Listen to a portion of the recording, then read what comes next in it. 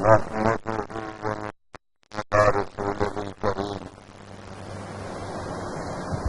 بالله من الشيطان الرجيم بسم الله الرحمن الرحيم ألا إن أولياء الله لا خوف عليهم ولا هم يحزنون صدق اللہ العظیم۔ میرے واجب الاحترام بزرگوں، دوستوں اور بھائیوں، جیسا کہ آپ کے علم میں ہے کہ ہم نے اللہ تعالیٰ کی کچھ برگزیدہ شخصیتوں کے بارے میں بیان کیا ہے۔ گزشتہ جمعے کو بھی میں نے حضرت بایزید بسطامی رحمۃ اللہ تعالیٰ علیہ ان کے بارے میں کچھ بیان کیا تھا، اور یہ میں نے عرض کیا تھا کہ اللہ تعالیٰ کی ذات بابرکات نے حضرت بایزید بسطامی کو روحانی طور پر معراج پر سرفراز فرمایا۔ آج میں انشاءاللہ وہ بھی باتیں عرض کروں گا کہ کس طرح قدرت نے ان کو امتحان کے طور پہ ڈالا، اور پھر وہ اس امتحان میں جب کامیاب ہوئے تو اللہ تعالیٰ کی ذات بابرکات نے ان کو روحانی معراج سے نوازا۔ دیکھیے دوستو، بات یہ ہے کہ پیران الزام جو ہے، بزرگان دین جو ہوتے ہیں، ان کے مرید ہوتے ہیں، ہزاروں کی تعداد میں ہوتے ہیں، سینکڑوں کی تعداد میں ہوتے ہیں، اور ان میں کچھ ایسے بھی دوست ہوتے ہیں جو ذرا طبیعت کے بڑے تلخ ہوتے ہیں، جس کو ہم کہتے ہیں کہ بڑے اوکھے مزاج کے مالک ہوتے ہیں، ایسے بھی ہوتے ہیں۔ اور بعض ایسے ہوتے ہیں کہ جو بالکل ملائم ہو جاتے ہیں، مٹی کی طرح قدموں کے نیچے بچھتے رہتے ہیں۔ تو اللہ تعالیٰ جو ہے وہ جو گردن اونچی کر کے چلتے ہیں یا سینہ تان کے جو چلتے ہیں، اللہ تعالیٰ اور دنیا کا کوئی بندہ بھی ان کو اچھا نہیں سمجھتا، اور اللہ تعالیٰ کی بارگاہ میں بھی ان کا مقام نہیں بنتا، کیونکہ رب تعالیٰ کی ذات کو اگر پسند ہے تو وہ عاجزی اور ان کے ساری پسند، سیدھی بات۔ تو جو میں یہ مثال عرض کیا کرتا ہوں کہ اگر کوئی پھل والا درخت ہے، اس پر جب پھل پورے لگ جاتے ہیں تو وہ اس کی ٹہنیاں جو ہے وہ ہمیشہ جھک جاتی ہیں نیچے کی طرف، وہ نیچے کی طرف جھک جاتی ہیں ٹہنیاں اس کی، لیکن سرو کا درخت جو ہے، سرو کا درخت ہمیشہ اسی طرح اپنی اکڑ میں رہتا، وہ نہیں جھکتا۔ وہ اس وجہ کر کے نہیں جھکتا کہ اس کے اوپر کوئی پھل جو نہیں لگا ہوا۔ تو جب کسی درخت پر پھل لگتا ہے تو اس کی ٹہنیاں جھک جاتی ہیں، اور اسی طرح جب اللہ تعالیٰ کا کوئی بندہ اللہ تعالیٰ کی بارگاہ میں اس کے محبوب کے صدقے میں عاجزی اور انکساری پیش کرتا ہے تو اس کا جھکاؤ زمین کی طرف زیادہ ہوتا، لیکن رب تعالیٰ کی ذات بابرکات اس کو آسمانوں کے اوپر اٹھاتی، اس کا سر بلند کر دیتی۔ تو حضرت بایزید بسطامی کے دور میں، ان کے عہد میں ہی ایک اور بھی بہت سے بزرگ تھے، ان میں سے ایک بزرگ کا نام حضرت ابو تراب، خواجہ ابو تراب رحمۃ اللہ تعالیٰ علیہ۔ ان کے ایک مرید تھے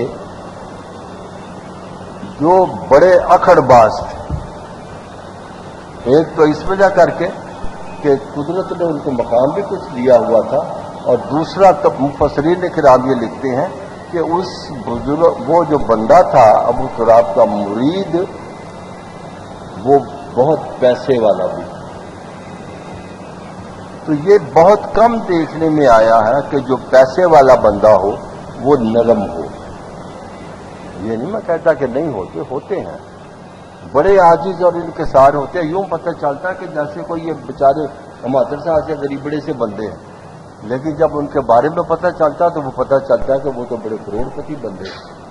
تو یہ عاجزی اور انکساری جو ہے یہ بڑی اچھی بات ہوتی ہے. تو حضرت خواجہ ابو تراب رحمۃ اللہ تعالی علیہ نے اپنے اسی مرید کو جو پیسے والا تھا اس کو ارشاد فرمایا کہ تم یوں کرو کہ تم حضرت بایزید بسطامی کی خدمت میں جا کے پہنچو، وہاں جاؤ. تو اب آپ اندازہ کیجئے کہ حضرت ابو تراب رحمۃ اللہ تعالی علیہ جو ہے ان کے مرید کا یہ مقام تھا کہ وہ ہر روز ایک دفعہ رب کا دیدار کرتا تھا.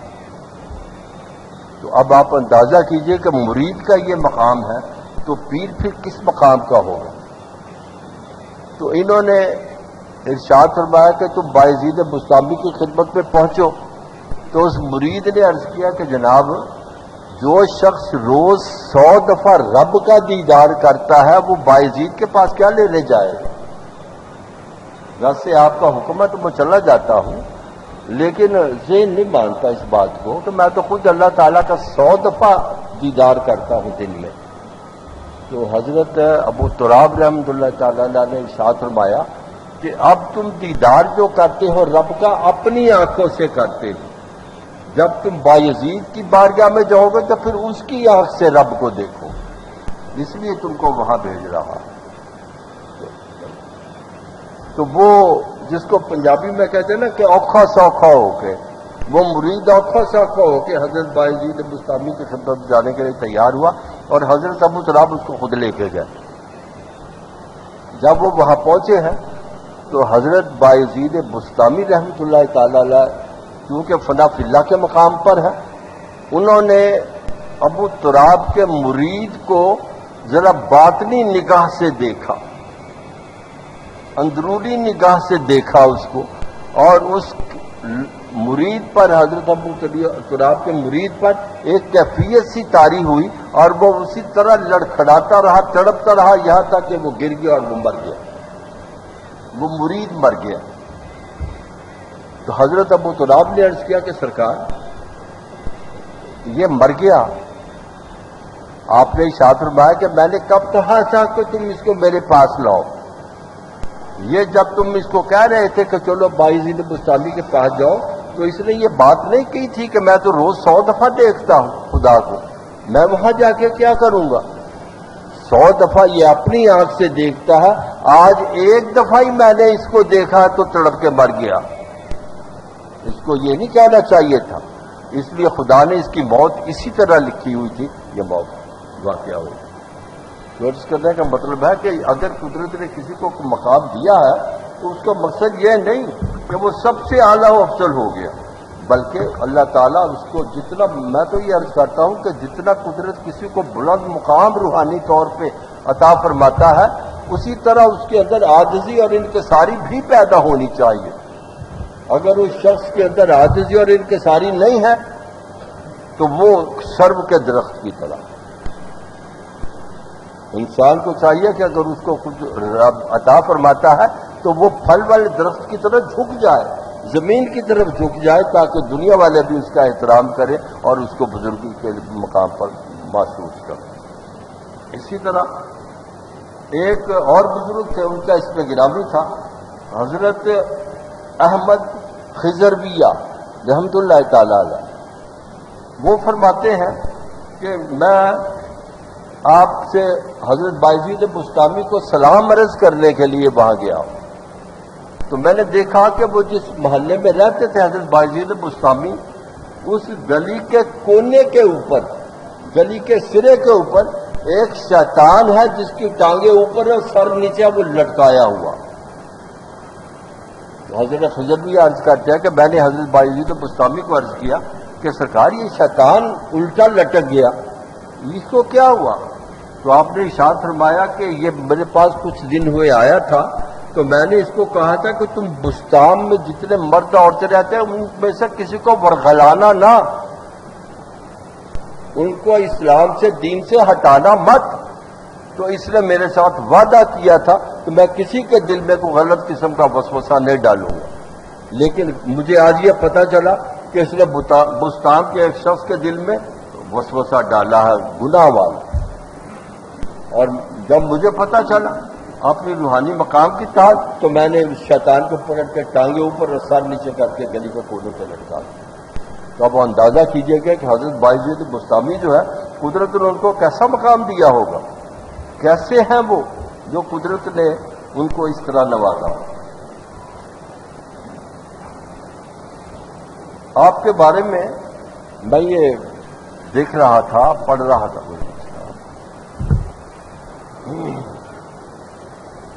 کہ ایک جن کو ہم کہتے ہیں نا دیریہ وہ لوگ ہوتے ہیں جو خدا کو مانتے ہیں، اس کو دیریہ کہتے ہیں۔ ایک داریہ حضرت بایزید بسطامی رحمت اللہ تعالی علیہ کی خدمت میں حاضر ہوا، تو جب وہ وہاں پہنچا آپ کی خدمت میں تو آپ نے اپنے دل کی کیفیت سے دیکھا تو پتہ چلا کہ وہ یہ امتحان لینے کے لیے آیا ہے حضرت بایزید بسطامی کا۔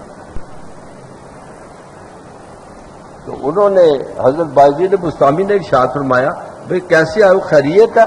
ہاں جی ویسے آیا، بتایا نہیں کہ آپ کو آزمائش کرنے کے لیے آیا ہوں۔ آپ نے خود ہی ارشاد فرما دیا، یار جس کام کے لیے تم آئے ہو نا وہ میرا ایک دوست ہے جو فلاں جنگل جو ہے نا اس کی ایک غار میں بیٹھا بیٹھا اللہ اللہ کرتا رہتا، تم اس کے پاس چلے جاؤ، تمہارا مقصد جو ہے وہ حل ہو جائے گا۔ اب یہ شخص جو تھا یہ اٹھا اور اسی جنگل میں جا کے اس غار کے کنارے پہ جا کے بیٹھا، تو انہوں نے فرمایا تھا کہ وہ غار کے اندر میرا دوست ہے۔ تو جب یہ غار کے اندر گیا بھلے مانس تو اس نے دیکھا کہ وہاں ایک بہت بڑا اژدہا ہے منہ کھولے، وہ ہے۔ تو اس آدمی کے بارے میں پڑھ رہا تھا کہ جب اس نے اژدہا کو دیکھا تو خوف زدہ اتنا ہوا کہ بول و براز پیشاب خانہ جو تھا وہ کپڑوں میں ہی نکلا، دہشت اور خوف کی وجہ سے، اور جوتے اپنے وہیں چھوڑ کے تو وہ بارگاہ میں حاضر ہوا حضرت بایزید بسطامی کے۔ آپ نے ارشاد فرمایا، میاں کیا ہوا تیرے ساتھ؟ تو اپنے جوتے بھی وہیں چھوڑ آیا ہے، کم سے کم جوتے تو ساتھ لے آتا نا۔ عرض کیا کہ سرکار آپ نے تو کہا تھا کہ دوست ہے، وہ تو اژدہا تھا۔ آپ نے ارشاد فرمایا کہ جب کوئی اللہ کا دوست بن جاتا ہے تو سارے جانور چرند پرند درند جو ہے وہ ساری اس کے یار ہو جاتے ہیں۔ اس وقت وہ میرا یار تھا، تم تو اس کی ایک جھلک بھی نہیں دیکھ سکے اور بولو براد میں لڑ گئے، دیکھو کتنے گند لگ گئے تمہارے کپڑوں میں۔ تو عرض کیا کہ سرکار مجھے معاف کر دیں، میرا تو خیال تھا کہ آپ کا کوئی مقام ہی نہیں، لیکن آپ کے جب اس دوست کا یہ مقام ہے جس کو دیکھ کے میں چھوڑ گیا ہوں تو آپ کا کیسا مقام ہو۔ تو عرض کرنے کا مطلب یہ کہ یہ جو فقراء لوگ ہوتے ہیں ان کو آزمانا نہیں چاہیے، کیونکہ جو شخص ان کو آزماتا ہے وہ خود ہی آزمائش میں پڑ جاتا ہے۔ اور یہ ہوتا ہے کہ ہم بزرگوں کو چاہے ہمارے اندر کچھ بھی نہ ہو، ہم زیرو ہوں اندر سے، لیکن ان بزرگوں کے پاس جا کے یہ دیکھتے ہیں کہ ان کے پاس کچھ ہے کہ نہیں۔ ارے اللہ کے بندو پہلے اپنے اندر تو کچھ قائم کرو نا، پہلے اپنے اندر تو دیکھو کہ تمہارے پلے کچھ ہے کہ نہیں، پھر کسی کو جا کے آزماؤ یا پہچانو کہ کون ہے۔ اپنے اندر زیرو ہے اور چلے جاتے ہو جو فنا فلا کے مقام پہ ہو۔ اسی طرح ایک اور بزرگ تھے جن کا اس میں گرامی تھا، حضرت ابو سعید میخورانی رحمت اللہ تعالی علیہ۔ حضرت ابو سعید میخورانی وہ بھی امتحان کے طور پہ حضرت بایزید بسطامی کی خدمت میں آ پہنچا۔ ارے اللہ کے بندو، جب قدرت نے کسی کو مقام دیا ہے تو اس کو مقام کو چیلنج کیوں کرتے ہو؟ تمہاری کیا ہستی ہے کہ اگر رب کسی کو مقام دے روحانی طور پر تو تم اس کو چیلنج کرو، تم اس کو مانو ہی نہ، نہیں مانو گے تو اس کے مقام میں کیا فرق آ جائے گا؟ اس کا مقام تو اسی طرح قائم دائم ہے جس طرح اللہ تعالیٰ نے اس کو عطا کیا۔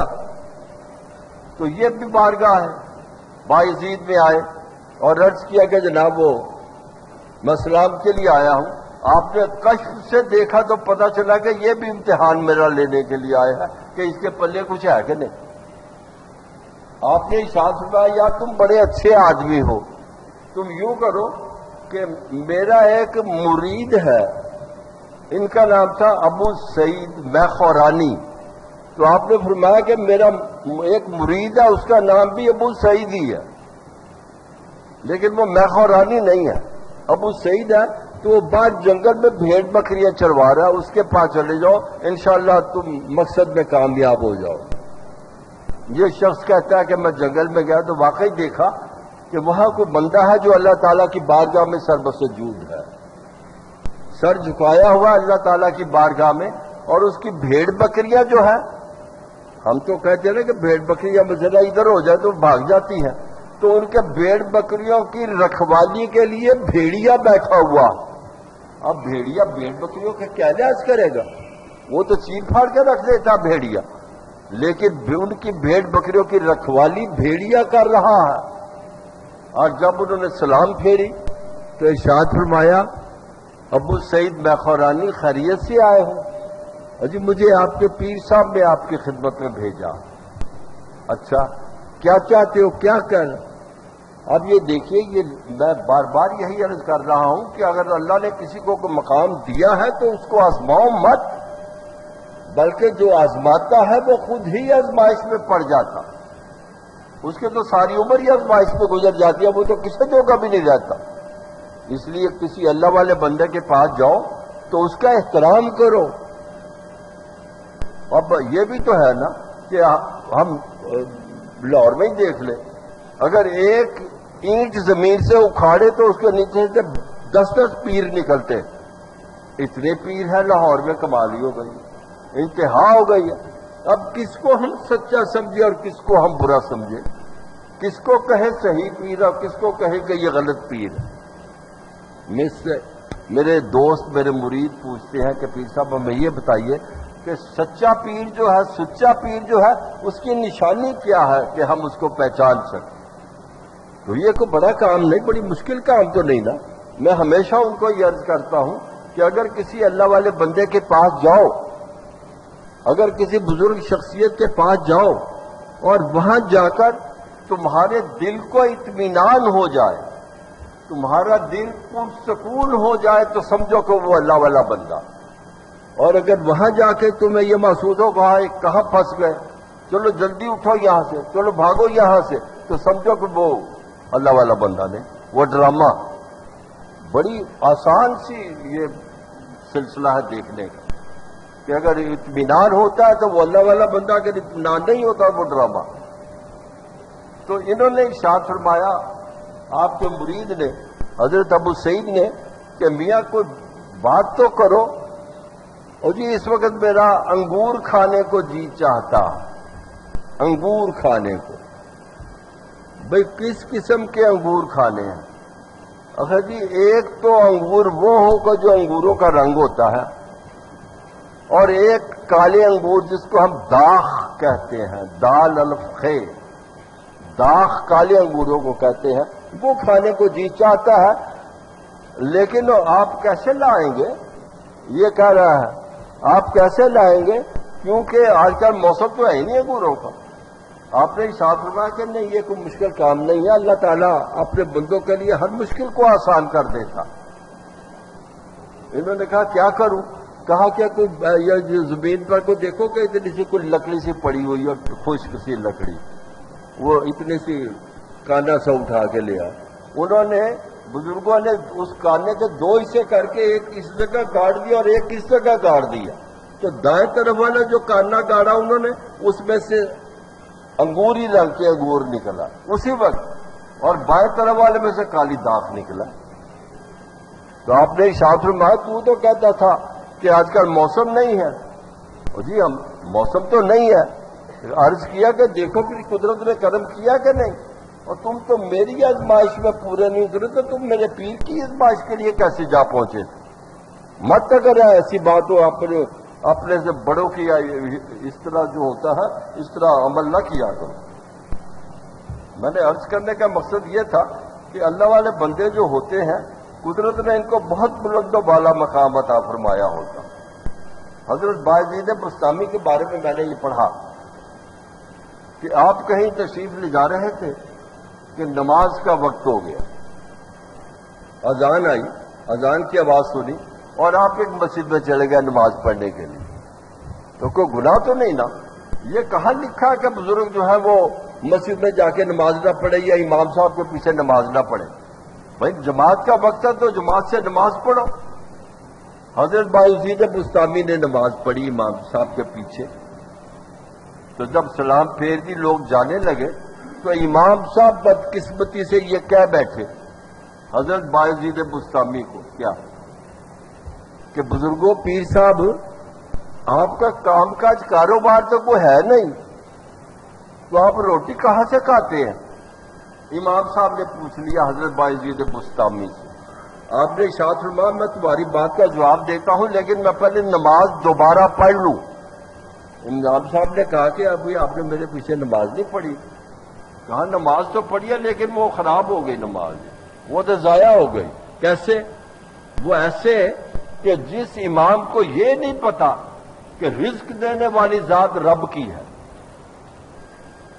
اس کے پیچھے نماز پڑھنے کا کیا فائدہ؟ اس وجہ کر کے پہلے میں نماز پڑھ لوں دوبارہ پھر تمہاری بات کا جواب دوں گا. تو وہ جو امام صاحب تھے ان کو قدموں کا ہاتھ لگایا, جناب میں نے تو خیال تھا کہ میں سیدھی سادی سی بات کر دی ہے لیکن آپ تو بڑے زور کی بات نکلی. تو عرض کرنے کا مطلب یہ ہے کہ یہ فقراء لوگ جو ہوتے ہیں, درویش لوگ جو ہوتے ہیں, اللہ تعالیٰ کے مقربین جو ہوتے ہیں, قدرت نے ان کو ایسا بلند و بالا مقام پر فائز کیا ہوتا ہے کہ ان سے کوئی بھی آپ سوال کر لے آن دی سیم ویری مومنٹ کی اس کا آپ کو جواب دے گا. یہ ہو ہی نہیں سکتا کہ وہ کہے کہ مجھے جو اس کا جواب کا نہیں پڑتا, کیونکہ ان کا کنیکشن تو اللہ کے محبوب اور رب سے جڑا ہوتا. تو وہ اپنے دوست کو لوگوں کی نگاہ میں کیسے ذلیل ہوتا دیکھ سکتا ہے رب اور اس کا محبوب. تو یہ مرض کر رہا تھا. انہوں نے امام صاحب نے کہا کہ مجھے معاف کر دیں جی, بس میرے ذہن سے نکل گیا کہ جب آپ کام کاج کوئی نہیں کرتا. اب آج میری سمجھ میں آئی کہ وہ رازق جو ہے وہ رب کی ذات. اسی طرح آپ کی حضرت بایزید بستامی رحمۃ اللہ تعالی علیہ جو ہے ان پر ہر وقت استغراق کی کیفیت رہتی, یعنی ہر وقت وہ مست رہتے, ہر وقت کیفیت میں رہتے. ان کے پاس ایک ان کا مرید تھا اور وہ گھر میں ہی ان کے کام کرتا تھا. یہ دیکھیے استغراق کی کیفیت دیکھیے کیسی. کیفیت یہ تھی کہ جب بھی کوئی کام ہوتا اس کو بلاتے, یار بات سنو. جب وہ پاس آتا مرید جو گھر میں کام کاج کرتا تھا اس سے پوچھتے یار تیرا نام کیا ہے؟ جی میرا نام فلانا. اچھا فلاں کام کر لو. 10 منٹ بعد پھر کوئی اور کام کرنا, بلایا اس کو اور یار تیرا نام کیا ہے؟ جی فلانا. تو ایک دن اس مرید نے عرض کی کہ جناب مجھ کو 20 سال ہو گئے ہیں, 20 سال آپ کی خدمت میں ہوں, آپ کے سارے گھر کے اور باہر کے کام کرتا ہوں, لیکن جب بھی آپ مجھے بلاتے ہیں یہ پوچھتے ہیں یار تیرا نام کیا ہے؟ سرکار 20 سال تک آپ میرے نام سے واقف نہیں ہوئے. حضرت بایزید بستامی نے ارشاد فرمایا کہ جب سے میں اللہ کے نام سے واقف ہوا ہوں تمام نام جو ہے میرے ذہن سے حذف ہو گئے. مجھے کسی کا نام یاد نہیں رہتا, بس اللہ ہی یاد رہتا. استغراق کی کیفیت یہ ہوتی تھی ان کی. جب لوگوں کو ان کے بارے میں پتہ چلا کہ یہ ایسی بزرگ ہستی ہے کہ ہر وقت کیفیت میں رہتے ہیں, کیف و مستی میں رہتے ہیں, تو لوگ کچھ بزرگ آئے ہیں. انہوں نے آ کے عرض کیا کہ جناب ہمیں یہ تو بتائیے کہ اللہ تعالیٰ نے یہ مقام آپ کو کیسے دیا؟ ہر وقت استغراقی کیفیت جو ہے آپ کے اوپر یہ کیسے مسلط رہتی ہے؟ کیسے اللہ نے آپ کو یہ مقام دیا؟ تو آپ نے ارشاد فرمایا کہ یہ اس طرح مجھ کو مقام ملا. کیسے؟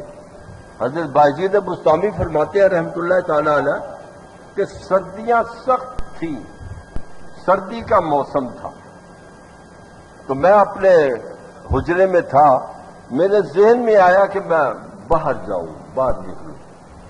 تو میں باہر ایک جنگل کی طرف چل پڑا. کچھ دیر جنگل میں چلا تو مجھ کو وہاں ایک بہترین قسم کا دربار لگا ہوا نظر آیا.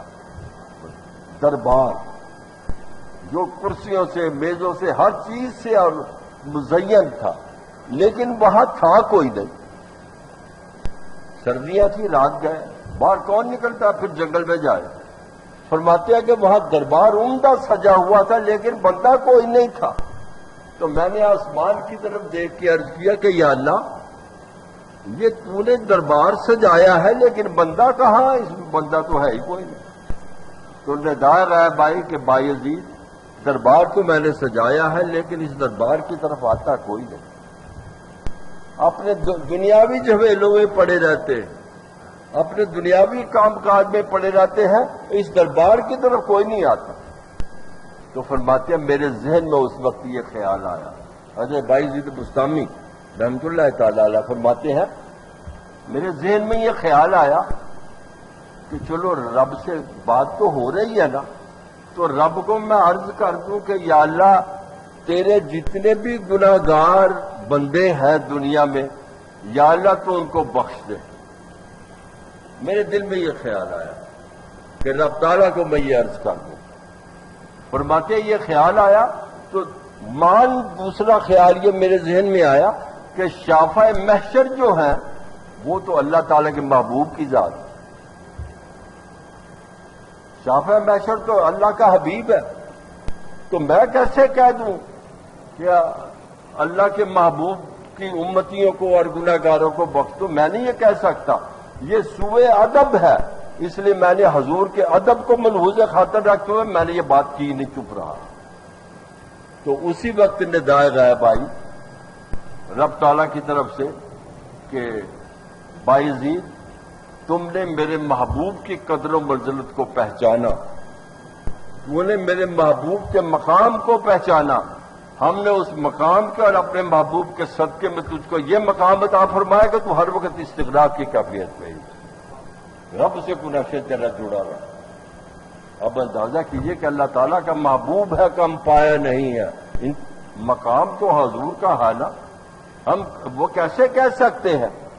اور اسی لیے ان کی خدمت میں لوگ جب پہنچتے مرید اور معتقد کہ پیر صاحب ہمارے لیے دعا فرمائیے. اب بھی یہ ہوتا ہے نا کہ پیروں کے پاس لوگ دعا کے لیے آتے ہیں، یہ حساب فرماتے ہیں بیٹھ جاؤ دعا کرتے ہیں،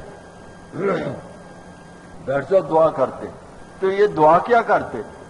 جب کوئی لوگ کہتے کہ سرکار ہمارے لیے دعا فرمائیے، یہ ہاتھ اٹھا کے دعا کرتے.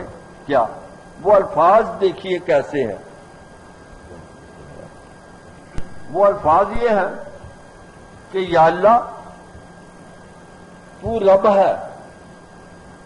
یہ دعا ہو رہی ہے کہ یا اللہ تو رب ہے اور یہ تیرا بندہ، تو نے اس کو پیدا کیا. یا اللہ تو رب ہے اور یہ تیرا بندہ ہے، تو نے اس کو پیدا کیا ہے. میں کون ہوں تو اس کی دعا تمہارے تک پہنچانے والا؟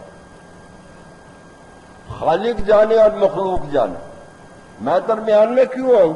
اور منہ پہ ہاتھ پھیر.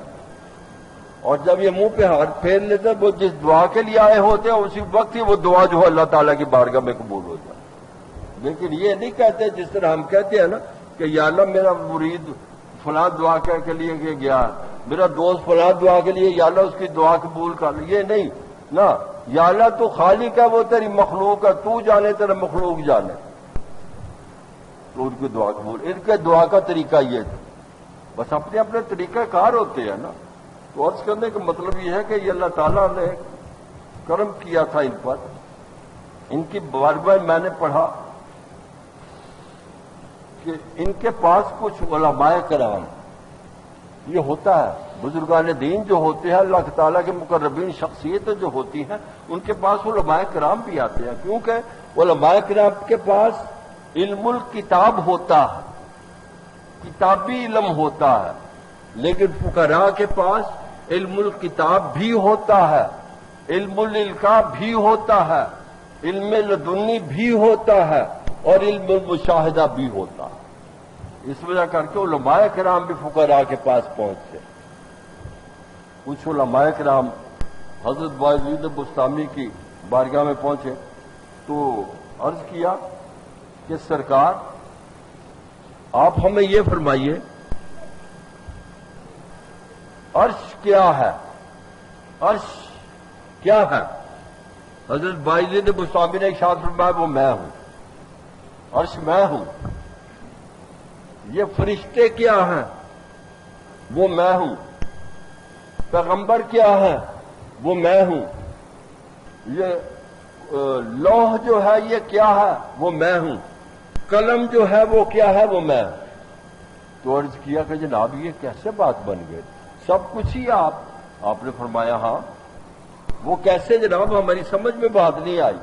آپ نے ارشاد فرمایا کہ اللہ تعالیٰ کی مخلوق میں سے جو بندہ بھی فنا فی اللہ کے مقام پر پہنچ جاتا، میں نے عرض کیا کرتا ہوں نا کہ ایک ہوتا فنا کے 3 مقام ہوتے ہیں، فنا فی شیخ، فنا فی رسول اور فنا فی اللہ۔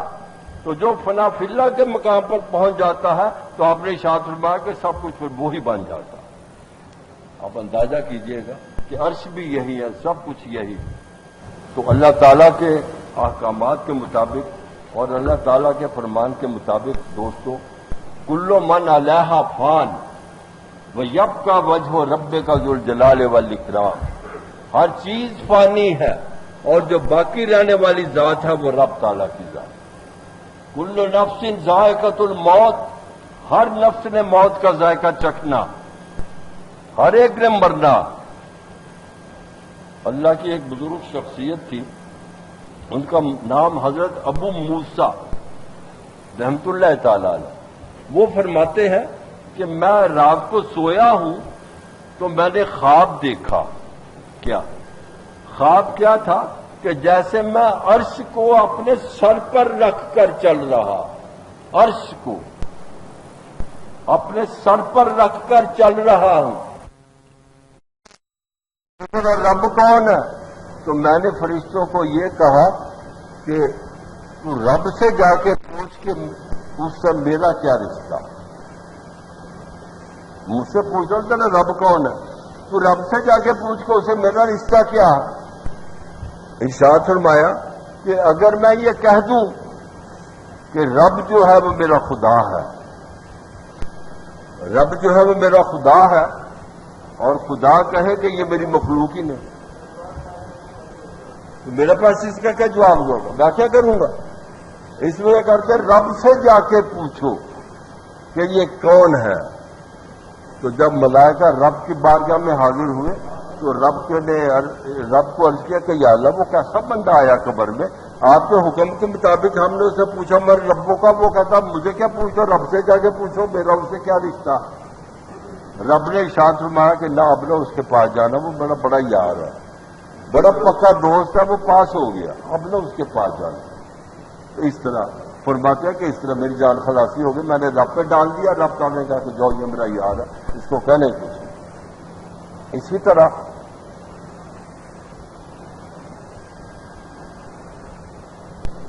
یہ اللہ کے جو بندے ہوتے ہیں، میں عرض کروں کہ بڑے کمال کی ہستیاں ہوتی ہیں، ان کی ایک ایک بات جو ہوتی ہے نا، یقین جانیے گا کہ وہ سر پہ رکھنے کے قابل ہوتی ہے اور دل میں اتارنے کے قابل ہوتی ہے۔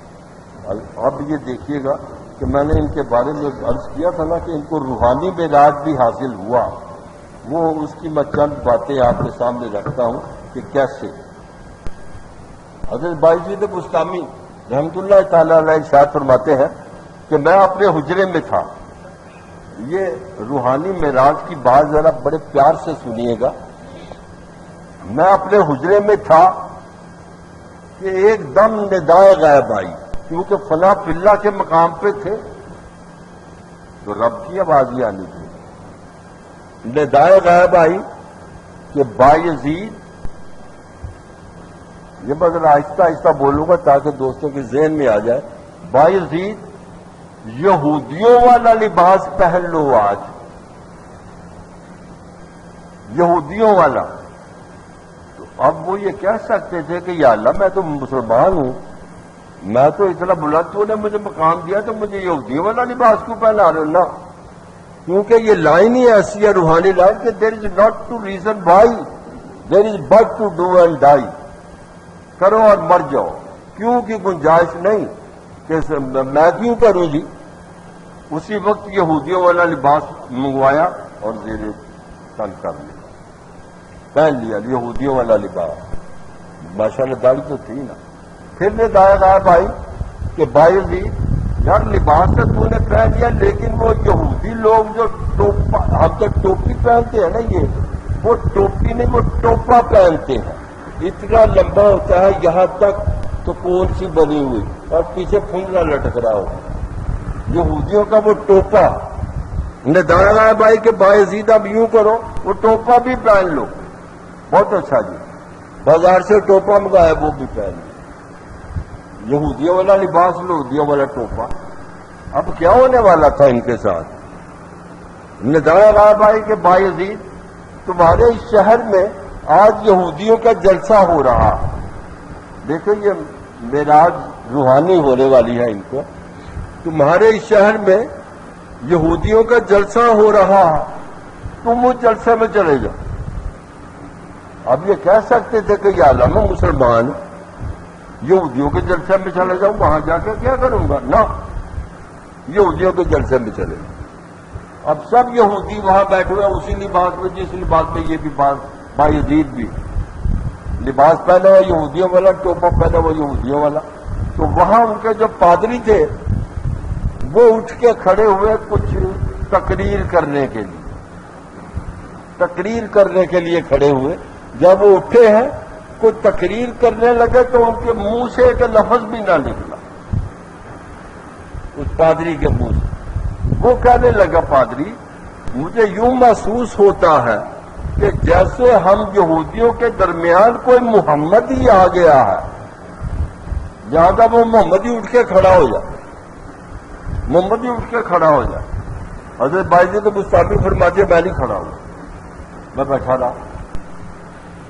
پھر وہ اٹھا پادری تقریر کرنے کے لیے، پھر تقریر نہ ہوئی تو اس نے کہا میں اس محمدی کو محمد کا واسطہ ہی دے کے کہتا ہوں کہ وہ اٹھ کے کھڑا ہو جائے۔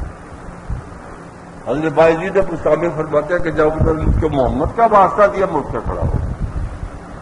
جب میں اٹھ کے کھڑا ہوا سب یہودیوں نے دیکھا، پادری بھی دیکھو، کہنے لگے یہ تو باعزید بستامی ہے، اتنی بلند مقام کا مالک، فنا فلا کا مقام والا ہے، تو یہ ہمارے جلسے میں کیا کرنے کے لیے آ گیا؟ کچھ یہودیوں نے کہا یہ ہمارے جلسے میں جو ہم نے باتیں کرنی ہے نا وہ راز لینے کے لیے آیا ہے کہ باتیں کیا کرتے ہیں، لہذا پادری کو کہا کہ اس کا سر قلم کر دو، یہ ہمارے راز چرانے کے لیے آیا تھا۔ باعزید بستامی پادری کچھ عقل مند تھا، اس نے کہا جی بات یہ ہے کہ اس کا سر قلم تو کرنا ہے، یہ ہمارے یہودیوں کے جلسے میں یہودیوں والا لباس پہن کے کیوں اتنا بڑا پیر آ گیا، اس کا سر قلم کر دیں گے، لیکن اس کے لیے یہ کرتے ہیں کہ اس سے کچھ سوال پوچھتے ہیں، اس سے، لیکن شرط یہ ہے کہ جتنے بھی سوال پوچھے جائے ان سارے سوالوں کے صحیح جواب دے، اگر کسی ایک سوال کا جواب رہ گیا اس کی گردن کاٹ دیں۔ اب حضرت باعزید بستامی کھڑے، پادری ادھر کھڑا، سارے یہودی دیکھ رہے ہیں۔ پادری نے سب سے پہلا سوال جو حضرت باعزید بستامی رحمت اللہ تعالی علیہ سے کیا وہ یہ تھا، آپ سوال بھی سنیے اور ان کے جواب بھی دیکھیے، کیونکہ یہ روحانی معراج کی بات ہے، بڑی کمال ہے یہ سوال و جواب۔ اس پادری نے کہا کہ ہمیں یہ بتائیے باعزید صاحب کہ وہ کیا ہے جو ایک ہے دو نہیں ہو سکتے۔ یہ الفاظ جو میں بیان کر رہا ہوں ان کو ذرا پیار سے سنیے گا، وہ کیا ہے جو ایک ہے تو دو نہیں ہو سکتے۔ آپ نے ارشاد فرمایا کہ یہ تو بڑا آسان سا سوال ہے، کہا کہ کیا جواب دو گے؟ تو ارشاد فرمایا کہ رب کی ذات ایک ہے، رب ایک ہے، رب دو نہیں ہو سکتے۔ پادری کہنے کا ٹھیک ہے، ہماری کتابوں کے اندر بھی یہی لکھا ہوا کہ رب ایک ہے، دو نہیں ہو سکتے۔ پادری نے کہا کہ میرا دوسرا سوال یہ ہے، مجھے یہ بتاؤ کہ وہ کیا ہے کہ جو دو ہے تو تین نہیں ہو سکتے۔ حضرت باعزید بستامی نے ارشاد فرمایا کہ دیکھو دن ایک ہوتا ہے، رات ایک ہوتی ہے، یہ نہیں کبھی ہو سکتا کہ ایک دن میں اور ایک دن شامل ہو جائے، اور ایک رات میں ایک اور رات شامل ہو جائے، شامل ہی نہیں ہو سکتا، دن ایک ہے رات ایک۔ انہوں نے کہا ہاں ہماری کتابوں میں بھی یہی لکھا ہوا ہے کہ دن بھی ایک ہے اور رات بھی ایک۔ پادری نے کہا کہ مجھے یہ بتائیے وہ کیا ہے کہ جو تین ہے تو چار نہیں ہو سکتے؟ کہا کہ یہ عرش، لوح اور قلم، یہ تین ہے، یہ چار نہیں ہو سکتے۔ انہوں نے کہا ٹھیک ہے ہماری کتابوں میں بھی یہی لکھا ہوا ہے۔ جب انہوں نے 4 سوالوں کے جواب دے دیے تو جو یہودی تھے وہ سٹ پٹا گئے، وہ کہنے لگے پادری کو جناب یہ تو سارے سوالوں کے جواب دے دے گا، اس کو قتل کرو۔ وہ کہا نہ، فیصلہ یہی ہوا کہ اگر ایک سوال کا بھی جواب یا رہ جائے گا اس سے ہم اس کو قتل کر دیں۔ اس نے سوال کیا اچھا بھائی یزید یہ بتاؤ وہ کیا ہے کہ جو 4 ہے تو 5 نہیں ہو سکتے؟ آپ نے ارشاد فرمایا کہ اللہ تعالیٰ نے آسمانی کتابیں دنیا میں 4 نازل کی ہیں، تورات، انجیل، زبور اور قرآن۔ 4 آسمانی کتابیں ہیں، یا 5 نہیں ہو سکتی؟ انہوں نے کہا ہاں ہماری کتاب میں بھی یہی لکھا ہوا ہے کہ اسلامی کتابیں جو ہے وہ 4 ہی۔ پادری نے کہا کہ ہمیں یہ بتاؤ وہ کیا ہے کہ جو 5 ہے تو 6 نہیں ہو سکتے؟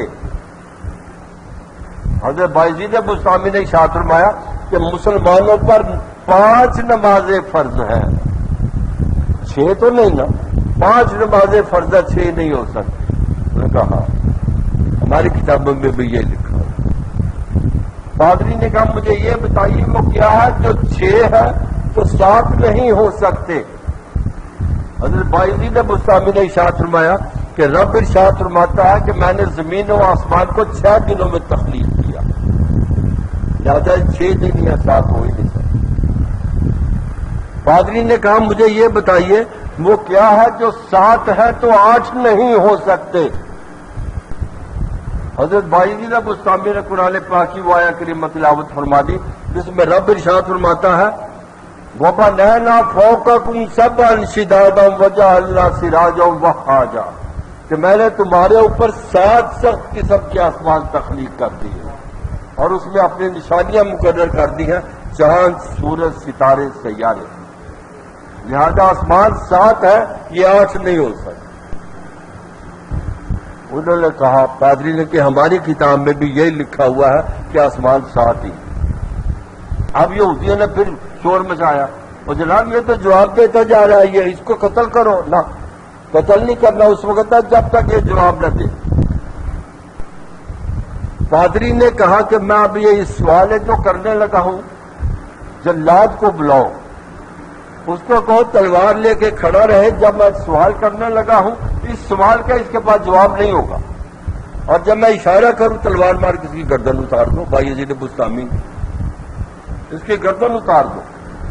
جلاد آ گیا۔ پادری نے سوال کیا وہ کیا ہے؟ یہ تھا نا 7 ہے تو 8 نہیں ہو سکتے، تو پادری نے سوال کیا مجھے یہ بتاؤ وہ کیا ہے جو 8 ہے تو 9 نہیں ہو سکتے؟ 8 ہے، 9 نہیں ہو سکتے۔ حضرت بایزید بسطامی نے ارشاد فرمایا کہ جس سوال کے لیے تم نے جلاد کو بلایا تھا سب سے آسان سوال تو یہی ہے، بڑا آسان سوال ہے۔ پادری نے کہا کیا؟ حضرت بایزید بسطامی نے ارشاد فرمایا وہ یہ ہے کہ جب رب تعالیٰ نے اپنے عرش کو تخلیق فرما لیا، عرش بنا لی، رب تعالیٰ نے اس کو پیدا کیا عرش کو، تو اللہ تعالیٰ کی ذات بابرکات نے اپنے عرش کو آسمانوں کے اوپر نہیں رکھا۔ یہ غور کریں، عرش جو ہے وہ آسمانوں کے اوپر نہیں ہے، پھر کہاں؟ حضرت بایزید بسطامی نے ارشاد فرمایا کہ اللہ تعالیٰ کی ذات بابرکات نے اسی وقت 8 فرشتے تخلیق کیے جن کو حاملان عرش کہا جاتا۔ وہ 8 فرشتوں کی ڈیوٹی ہے جب سے عرش تخلیق ہوا ہے جب تک وہ رہے گا، وہ 8 ملائکہ اس کو اٹھا کے رکھتے ہیں رب کے عرش کو۔ لہذا وہ 8 فرشتے جو ہے جو عرش کو اٹھائے ہوئے ہیں وہ 8 ہی رہیں گے، 9 نہیں ہو سکتے۔ انہوں نے کہا وہ یہ تو بڑا مشکل سوال تھا، اس نے جواب دے دیا۔ اچھا پادری نے کہا مجھے یہ بتاؤ وہ کیا ہے کہ جو 9 ہے تو 10 نہیں ہو سکتے؟ انہوں نے ارشاد فرمایا کہ یہ بھی آسان سوال ہے، کیا جواب اس کا بتائیے؟ انہوں نے ارشاد فرمایا کہ حضرت صالح علیہ الصلوۃ والسلام کے دور میں ان کے جو لوگ تھے وہ قبیلوں میں بستے تھے، تو 9 قبیلے ایسے تھے جو رب پر اور حضرت صالح علیہ الصلوۃ والسلام کی رسالت پر ایمان نہیں لائے، 9 قبیلے۔ ہاں ہماری کتاب میں بھی یہی لکھا ہوا، یہ لکھا ہوا۔ وہ پھر شور مچا کہ اس کو قتل کرو، لیکن پادری بھی کوئی رسول کا بندہ تھا، اس نے کہا نہیں، قتل نہیں کرنا۔ اس نے کہا اچھا مجھے یہ بتاؤ کہ دنیا کا بزرگ ترین پہاڑ کون سا ہے؟ دنیا کا بزرگ ترین پہاڑ کون سا ہے؟ حضرت بایزید بستامی نے ارشاد فرمایا کہ کوہ طور، جس پر حضرت موسیٰ علیہ السلام تشریف لے جاتے۔ انہوں نے کہا کہ اچھا مجھے یہ بتائیے کہ دنیا کا سب سے وفادار جانور کون سا ہے؟ دنیا کا سب سے وفادار جانور، آپ نے ارشاد فرمایا گھوڑا۔ ہاں ہماری کتابوں میں بھی یہی لکھا ہوا ہے کہ دنیا کا بزرگ ترین جو وفادار جانور ہے وہ گھوڑا۔ پادری نے سوال کیا مجھے یہ بتائیے کہ دنیا کی 4 عورتوں کے نام بتاؤ جو دنیا میں اور آخرت میں سب سے زیادہ مکرم گنی جائے گی، سب سے زیادہ بلند مقام۔ آپ نے ارشاد فرمایا کہ سب سے پہلی عورت کا نام اماں حوا، دوسری عورت کا نام آسیہ، یہ فرعون کی بیوی، تیسری عورت کا نام مریم، یہ حضرت عیسیٰ کی ماں، اور چوتھی عورت حضرت خدیجہ الکبریٰ۔ پادری نے کہا کہ ہاں ہماری کتابوں میں بھی یہی نام لکھا ہوگا۔ اس نے پھر کہا کہ مجھے یہ بتاؤ کہ جب اللہ تعالیٰ نے سب سے پہلے پانی کو پیدا کیا، سب سے پہلے پانی پیدا ہوا، اور پانی کے اوپر رب تعالیٰ نے زمین کو رکھا، یہ زمین جو ہماری یہ پانی کے اوپر ہے، تو رب ارشاد فرماتا میں نے کہا کہیں ایسا نہ ہو کہ زمین پانی کے اوپر ہے تو وہ ہلتی جلتی رہے، لہذا میں نے زمین کے اوپر پہاڑ استادہ کر دیے، پہاڑ بنا دیے۔ تو سوال یہ تھا کہ دنیا کا سب سے پہلا پہاڑ جو دنیا پر زمین پر بنا وہ کون تھا؟ دنیا کا سب سے پہلا پہاڑ، آپ نے ارشاد فرمایا کہ دنیا کا سب سے پہلا پہاڑ مکہ شریف کے اندر ہے، جس کا نام ہے جبل ابو قبیس۔ ہاں ہماری کتابوں میں بھی ہے۔ بات دور جاتے تو ہے نا عمرہ یا حج کرنے کے لیے، لیکن وہ ایسی چیزیں نہیں دیکھتے، دیکھنی چاہیے۔ میں پچھلے دن عمرہ کر کے آیا ہوں تو میں نے وہ پہاڑ کی زیارت کی ہے، جس کا جو پہلا پہاڑ دنیا پر نازل ہوا جبل ابو قبیس، اور یہ مکہ شریف کے پاس ہے۔ اس کے قریب ہی ایک مسجد ہے جس کا نام مسجد رعایتہ۔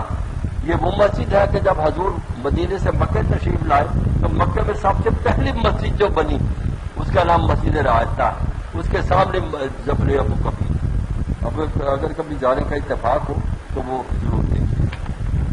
انہوں نے کہا کہ اب میرے پاس صرف 2 سوال رہ گئے، میرے پاس صرف 2 سوال رہ گئے۔ پادری نے کہا اور ان دونوں میں سے ایک کا جواب تم غلط ضرور دو گے۔ انہوں نے کہا سوال کرو۔ پادری نے سوال کیا کہ حضرت سلیمان علیہ السلام نے ملکہ بلقیس کو جب خط بھیجا تو مجھے معلوم ہوا کہ تم اور تمہاری رعیت چاند سورج اور ستاروں کی پرستش کرتے ہو، تو انہوں نے ملکہ بلقیس کو، یہ جو قرآن پاک میں سورہ سبا ملک کا نام تھا، اور وہاں کی جو حکمران تھی وہ عورت تھی، ملکہ تھی، اس کا نام تھا ملکہ بلقیس، تو وہ ملکہ سبا کے نام سے مشہور تھی۔ میں نے پہلے بھی شاید کبھی ذکر کیا ہو، ایک انگریزی فلم بھی بن کے آئی تھی، اس کا نام تھا دی کوئین آف شیبا، وہ سبا کو شیبا کہتے ہیں، ملکہ سبا۔